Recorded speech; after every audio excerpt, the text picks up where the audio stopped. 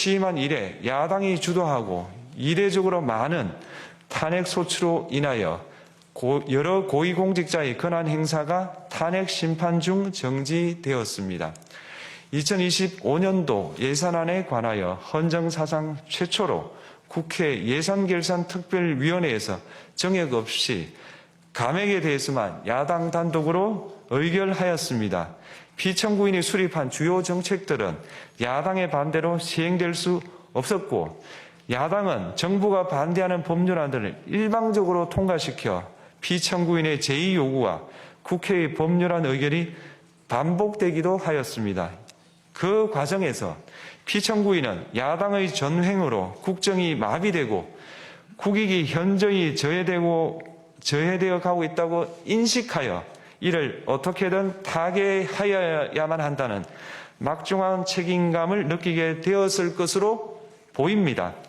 피청구인이 국회의 권한 행사가 권력 남용이라거나 국정 마비를 초래하는 행위라고 판단한 것은 정치적으로 존중되어야 합니다. 그러나 피청구인과 국회 사이에 발생한 대립은 일방의 책임에 속한다고 보기 어렵고 이는 민주주의 원리에 따라 해소되어야 할 정치의 문제입니다. 이에 관한 정치적 견해의 표명이나 공적 의사결정은 헌법상 보장되는 민주주의와 조화될 수 있는 범위에서 이루어져야 합니다. 국회는 소수 의견을 존중하고 정부와의 관계에서 관용 그리고 자제를 전제로 대화와 타협을 통하여 결론을 도출하도록 노력하였어야 합니다. 피청구인 역시 국회의 대표인 국회를 협치의 대상으로 존중하였어야 합니다. 그럼에도 불구하고 피청구인은 국회를 배제의 대상으로 삼았는데 이는 민주정치의 전제를 허무는 것으로 민주주의와 조화된다고 보기 어렵습니다. 피청구인은 국회의 권한 행사가 다수의 횡포라고 판단했다 하더라도 헌법이 예정한 자구책을 통해 견제와 균형이 실현될 수 있도록 하였어야 합니다.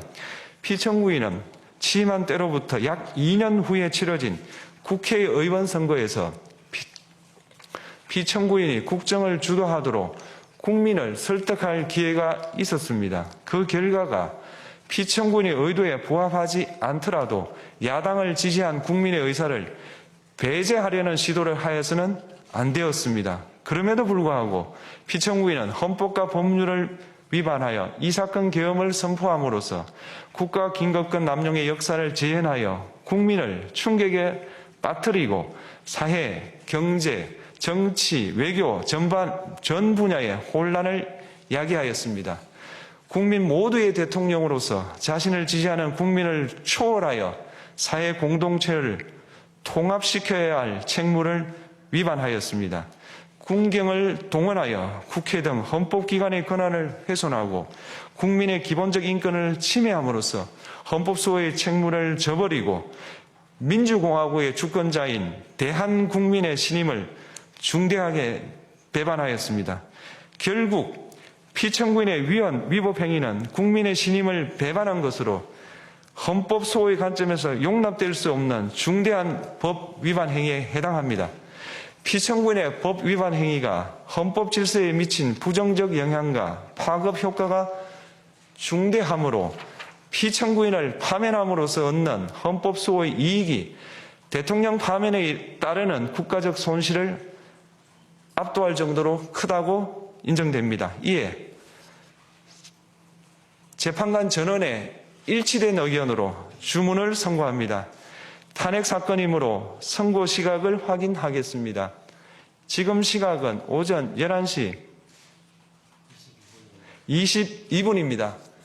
주문, 피청구인 대통령 윤석열을 파면한다. 마치겠습니다. 네, 윤석열 대통령 탄핵 심판 결과가 나왔습니다. 헌법재판소 판단은 8대0 인용이었습니다. 윤 대통령은 즉시 파면됐습니다. 호칭도 전 대통령으로 바뀝니다. 대한민국은 불과 10년도 안 돼서 대통령을 2명 파면하게 됐습니다. 우선 오늘 선거 결과 정리해드리겠습니다. 자, 백인성 기자, 네. 그 결론을 보면 모든 쟁점에서 위헌, 위법이 인정됐다고 봐야 될 것 같습니다. 먼저 결과, 판단 간략히 정리해 주시죠. 네, 헌법재판소가 오늘 오전 11시부터 진행된 윤석열 대통령에 대한 탄핵심판 선고 공판에서 8대0 전원일치 의견으로 윤 전 대통령에 대해서 파면 결정했습니다. 대통령의 전속적 권한인 비상계엄 선포에 대한 첫 헌법적 판단입니다. 윤 대통령은 박근혜 전 대통령 파면 이후 8년 만에 헌정사상 두 번째 대통령 파면이라는 기록을 세우게 됐습니다.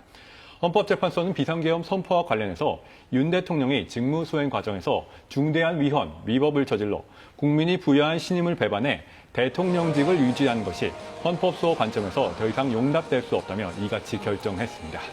네, 그럼 이 결정문 순서대로 하나씩 좀 짚어보겠는데요. 우선 절차적 문제를 판단을 했죠. 이 부분은 어떻게 결론을 내렸습니까? 제일 문제였던 게 비상계엄 선포는 대통령의 전속적 권한이기 때문에 사법심사의 대상이 되느냐, 이른바 통치행위 문제였습니다. 네.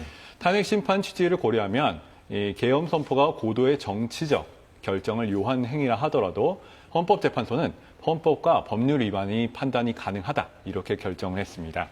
그리고 본회의 보고만 하고 국회 법제사법위원회에 조사를 거치지 않은 부분에 대해서도 소추 절차는 입법에 맡기고 있고 국회 재량 행위다. 그래서 부적법하지 않다. 이렇게 결론을 내렸고요. 또 일사부재의 위반이라는 각하 주장에 대해서도 피청구인이 418회, 419회 회기가 달랐다. 그러므로 이 별도의 별개 의견이 있었지만 일사부재의 원칙은 아니다. 또한 이 내란죄 철회 주장 부분에 대해서도 기본적 사실관계가 동일하게 유지가 됐고 철회 변경은 소추 사유의 변경이 아니라서 역시 각하 사유가 되지 못한다고 해서 전부 본원에 들어갔습니다. 네, 정청래 국회 탄핵소추 단장이 입장을 밝힐 것으로 보입니다. 입장을 밝히는 대로 얘기를 들어보겠습니다.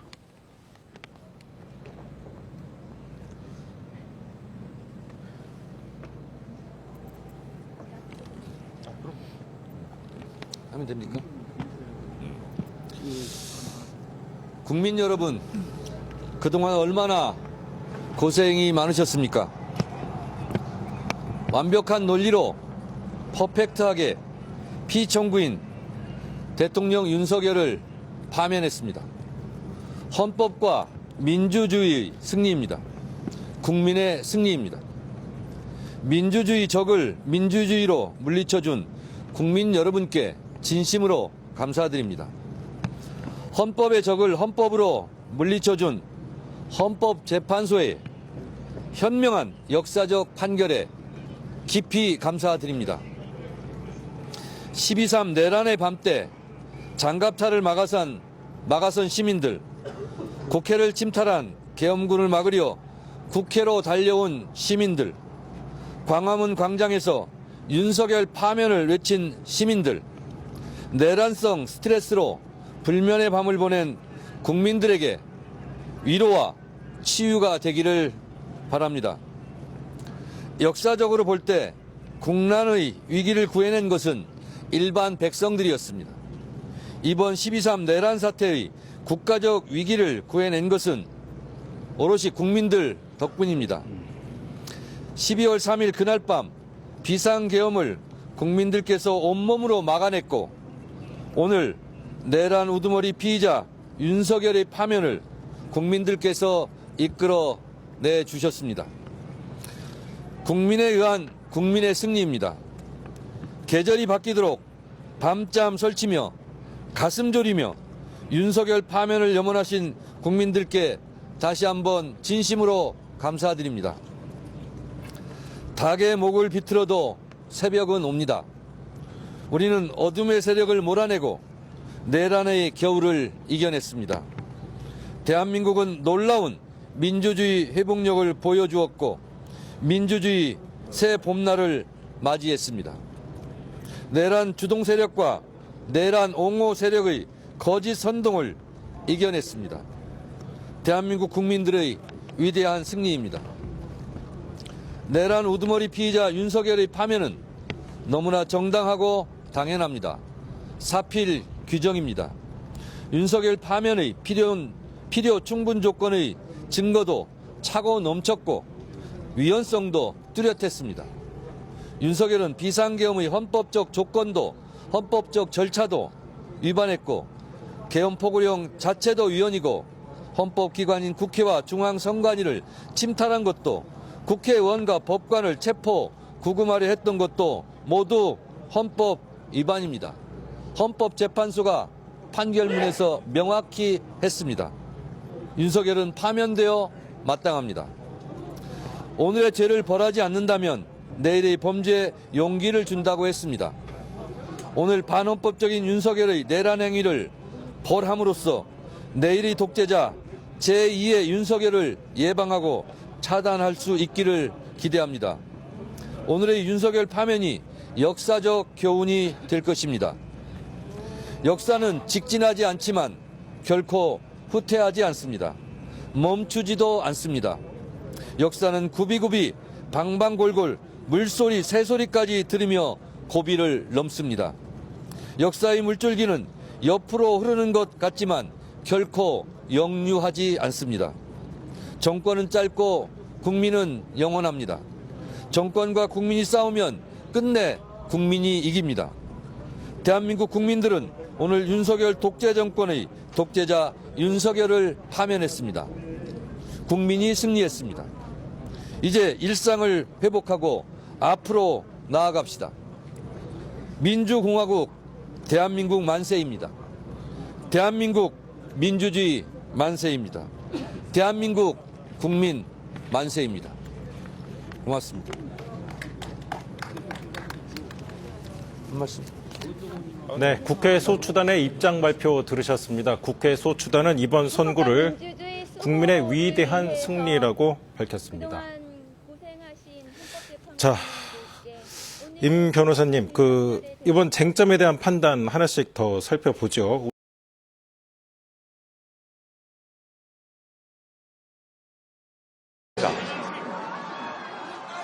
22분입니다. 주문, 피청구인 대통령 윤석열을 파면한다.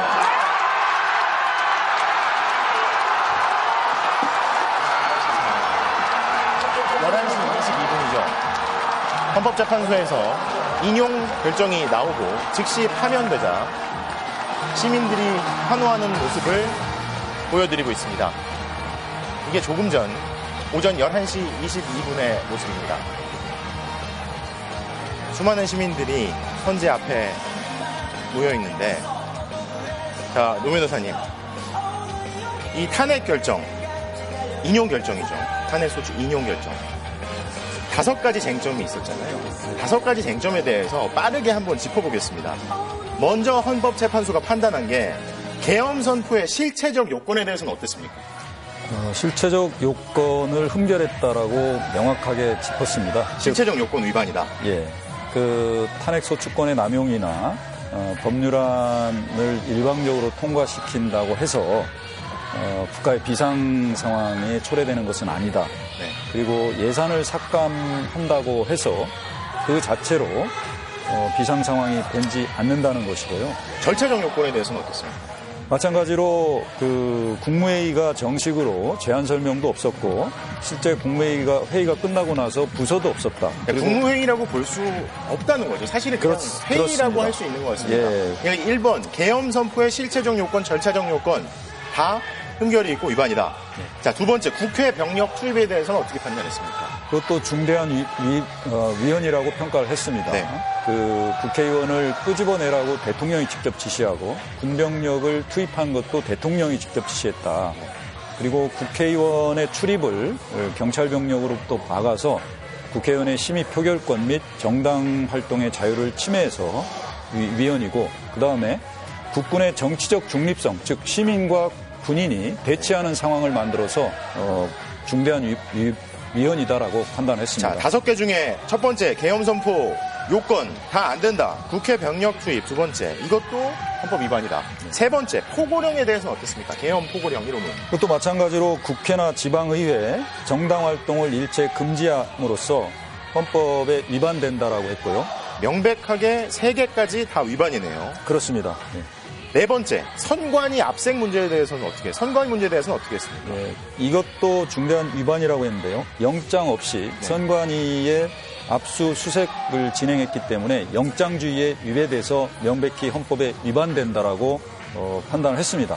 자, 다섯 번째, 정치인 등의 위치 추적과 관련된 문제. 여기에 대해서는 어떻게 판단했습니까? 마찬가지로 이것도 영장 없이 대통령이 적법 절차를 거치지 않고 정치인들을 체포 지시하고 위치 추적을 하고 또 법관들에 대해서 현직 법관들에게 체포를 시도함으로써 사법권의 독립을 침해했다라고 해서 이것도 명백히 헌법에 위반된다라고 판단했습니다. 5개 쟁점이라고 한다면, 쟁점이 5개라고 한다면 그 5가지 쟁점에 대해서 헌법재판소가 명백하게 다 중대하게 헌법과 법률 위반이다. 만장일치로 탄핵 소추안 인용, 즉시 파면 결정입니다. 그렇습니다. 한간에서는 일부 다른 의견을 제시하는 재판관이 있지 않겠느냐라는 그런 일각의 의견도 있었고, 특히 여당에서는 세 분의 재판관 정도는 기각이나 각하 의견을 낼 수도 있다라는 의견이 있었으나 실제 헌법재판소에서는 재판관 8명 전원이 윤 대통령의 탄핵 사유가 중대한 헌법에 위반되고 그 법 위반의 중대성이 파면을 정당화할 정도로 해당 사유가 해당된다라고 해서 파면 전원 일치 의견이 나왔습니다. 오랫동안 국회 측 참고 기다려 오셨습니다. 오늘 조금 전에 대통령 윤석열을 대통령직에서 파면하는 결정이 선고되었습니다. 작년 12월 3일 불법 무도한 비상계엄 선포일로부터 122일이 지나는 날이고 국회의 탄핵 소추일로부터는 111일 만에 결정 선고된 것입니다. 우리는 이 탄핵 심판 사건의 결론이 이렇게 늦게 나오리라고는 생각하지 못했습니다. 사실관계 그리고 위법성이 단순 명백하고 따라서 파면 결정은 지극히 당연하고 불가피하다고 모두 확신했습니다. 애당초 시민들은 파면이 선고되자 크게 함성을 지르고 자리에서 일어나 환호했습니다. 탄핵 찬성 집회는 어젯밤부터 헌법재판소 인근과 한남동 대통령 관저 인근에서 진행 중입니다. 윤석열 즉각퇴진 사회대개혁 비상행동과 민주노총이 주최하는 이곳 안국역의 탄핵 찬성 측 집회는 오전 11시 기준 경찰 비공식 추산 10,000명이 모였습니다. 참가자들은 현장에 설치된 대형 스크린을 통해 현재의 윤석열 전 대통령 탄핵 소추 인용 결정 순간을 함께 지켜봤습니다. 참가자들은 파면 결정의 이유가 하나씩 설명될 때마다 매번 박수치며 함성을 질렀고, 헌재가 윤 전 대통령 파면 선고 주문을 읽으려 하자 모두 자리에서 일어났고, 파면이 선고될 땐 방송 생중계가 들리지 않을 정도로 박수와 함성을 지르며 환호했습니다. 대규모 집회가 계속되면서 헌재 근처는 교통이 통제되고 있습니다. 현재 우정국로와 율곡로, 3일대로, 부촌로 등 헌재 근처 도로는 양방향 전면 통제가 이루어지고 있습니다. 이 일대를 지나는 시내버스는 정차하지 않거나 우회해 운행하고 있습니다. 지하철 운행도 일부 제한되고 있습니다. 서울 지하철 3호선 안국역은 전체 출입구가 막혀 있고 오늘 하루 무정차 통과합니다. 근처 종로 3가역도 헌법재판소 방향으로 향하는 일부 출입구가 폐쇄됐고, 혼잡한 상황이 발생하면 다른 역사에 대해서도 출입구 통제 등 추가 조치가 이루어질 수 있습니다. 지금까지 서울 안국역 인근에서 KBS 뉴스 최민영입니다. 네, 이번엔 탄핵 반대 집회 현장으로 갑니다. 문예슬 기자 연결되어 있습니다. 자, 문 기자, 그쪽 분위기는 어떻습니까? 네, 제가 나와 있는 헌법재판소 인근 탄핵 반대 집회 현장엔 오늘 오전부터 윤 전 대통령 지지자 수백 명이 나와 있었는데요. 탄핵 선고 결과가 나오자 이들은 한동안 이 헌재 방향으로 몸을 돌려 헌재를 강력 규탄한다, 폐쇄하라고 소리치고 일부는 눈물을 훔치기도 했습니다. 다만 큰 물리적 충돌 없이 현재는 자리를 정리하고 질서 있게 해산하고 있습니다. 앞서 선고 시간이 다가오자 지지자들은 자리에서 일어나 탄핵 기각, 대통령 복귀를 외치며 함성을 지르기도 했는데요. 문영배 헌재소장 권한대행이 결정문을 낭독하기 시작하자 인정할 수 없다, 용납할 수 없다며 모든 책임을 묻겠다는 사회자의 발언이 나오기도 했습니다. 앞서 선고 결과 시간이 가까워지고 집회 참가 인원이 늘어나면서 선고 이후 헌법재판소 인근으로 지지자들이 몰려갈 수 있다는 우려가 나오기도 했는데요. 선고가 시작되면서 경찰은 헌재 방향 출입 통로에 경력을 추가하고 소화기를 배치했고 소방구급대도 시위대 가까이 위치하는 등 대비하는 모습이었습니다. 현재 이곳부터 헌재 인근까지는 여러 겹의 경찰 버스와 방호벽 등으로 막혀 진공 상태가 유지되고 있습니다. 지금까지 안국역에서 전해드렸습니다. 네, 조금 전 선고로 윤석열 대통령은 즉시 대통령직에서 파면됐습니다. 대통령실은 충격에 빠진 모습입니다. 현장 연결합니다. 네, 이현중 기자, 윤 대통령이나 대통령실 쪽에서 혹시 입장이 나왔습니까? 네, 아직입니다. 윤 전 대통령이 직접 입장을 발표할지는 불확실합니다. 박근혜 전 대통령의 경우 탄핵 인용 직후엔 침묵했고 사저로 이동한 후에 입장을 밝혔습니다. 마지막까지 희망을 놓지 않았던 대통령실은 충격에 휩싸인 분위기입니다. 대통령실 내부에선 내심 기각이나 각하에 대한 기대감이 컸던 게 사실입니다. 선고 직후부터 참모진들은 취재진 연락을 받지 않고 있습니다. 윤 전 대통령 탄핵에 따른 후속 절차 진행을 준비하고 있는 것으로 보입니다. 윤 전 대통령은 자연인 신분으로 변호인단의 조력을 받으면서 내란죄 형사재판을 대비할 것으로 전망됩니다. 관저는 떠나야 합니다. 다만 사저정비나 경호 문제로 며칠 더 관저에 머물 가능성이 있습니다. 박근혜 전 대통령의 경우 탄핵이 인용된 지 이틀 후에 삼성동 사저로 이동했습니다. 윤 전 대통령이나 대통령실 입장이 나오는 대로 다시 전해드리겠습니다. 지금까지 대통령실에서 KBS 뉴스 이현준입니다. 네, 그럼 스튜디오에서 계속 얘기 나눠보도록 하겠습니다. 민주주의 위기가 닥치더라도 어려움을 이겨내어 다시 복원하고 더욱 강해지는 회복 탄력성을 갖춘 건강한 민주주의 모범이다 라는 것을 보여줄 수 있습니다. 오늘 헌법재판소의 탄핵 파면 결정이 이러한 역사적 진전, 대한민국 민주헌정 질서가 더욱 단단하게 토대를 굳혀서 건강하게